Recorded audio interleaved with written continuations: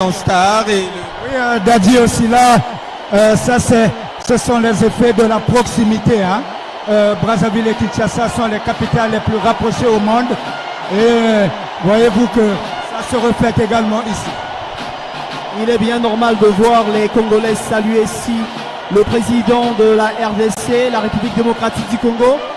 La République démocratique du Congo et la République du Congo qui ont en partage à la fois et la culture, mais aussi l'histoire politique. Et là, nous voyons comment ici les Congolais sont en train d'applaudir, d'ovationner le premier des citoyens de la République démocratique du Congo. Aline France et Tokabeka, c'est le symbole aussi de ce qu'on va dire une amitié fraternelle partagée entre Brazzaville et Kinshasa. Amitié grâce à la dextérité diplomatique du président de la République, Denis Sassou Nguesso, grâce aussi à l'implication aussi du président Félix Tshisekedi que nous voyons ici accompagné de son épouse.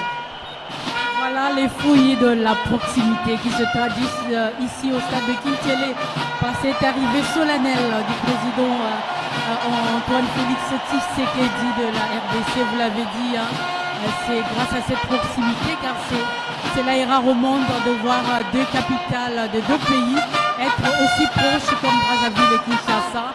Je pense que c'est là réciproque également puisque quand le président de la République va à Kinshasa lors des célébrations là-bas, on voit comment il est accueilli par la population de la RDC en grande pompe et aussi en grande star comme l'ont si bien fait les populations de Brazzaville avec le président de la RDC accompagné de son épouse justement Madame Nyakeru Denise.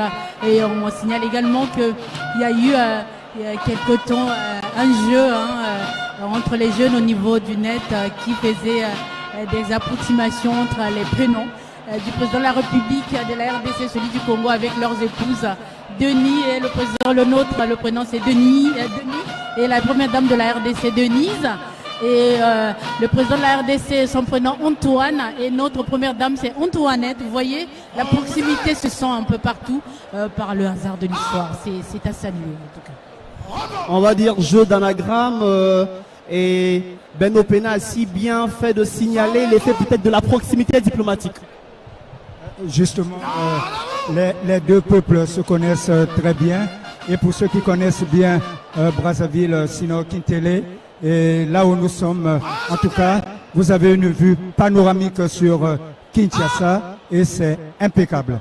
Voilà pourquoi vous avez vu ces peuples, ces Congolais se lever, parce que effectivement, nous sommes séparés juste par un fleuve. Sinon, d'ici là, du côté de Maluku, va être construit un pont qui va relier les deux populations. Sur le petit écran, Kinshasa.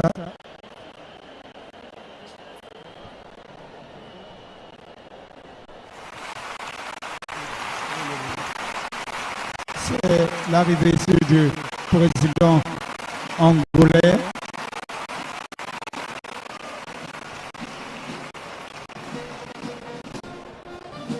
Le président Lorenzo, le président angolais.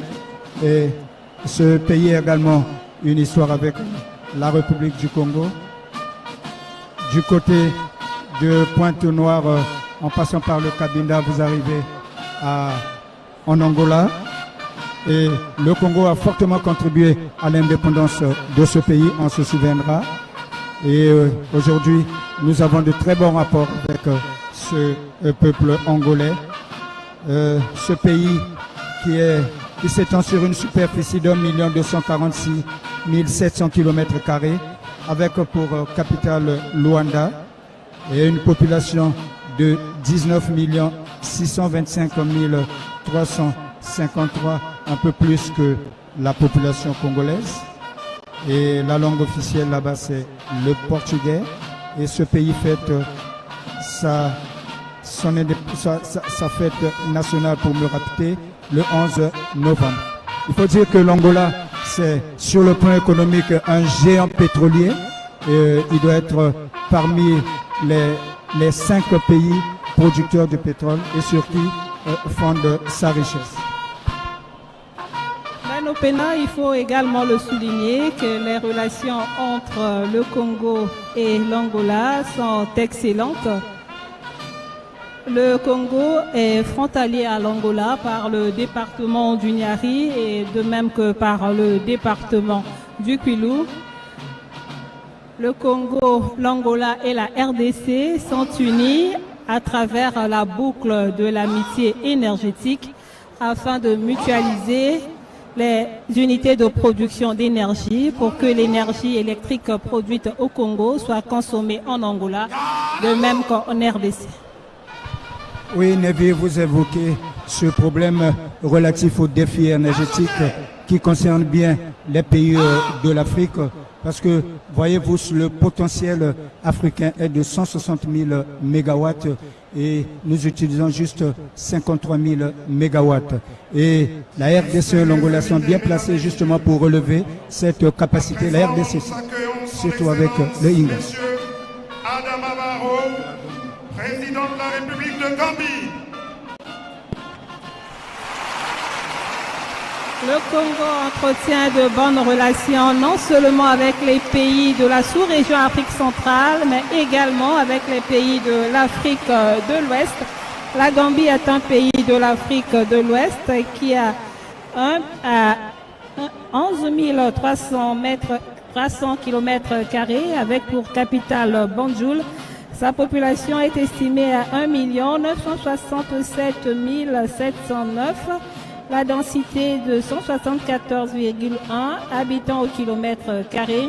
La langue officielle est l'anglais. La fête nationale est célébrée le 18 février.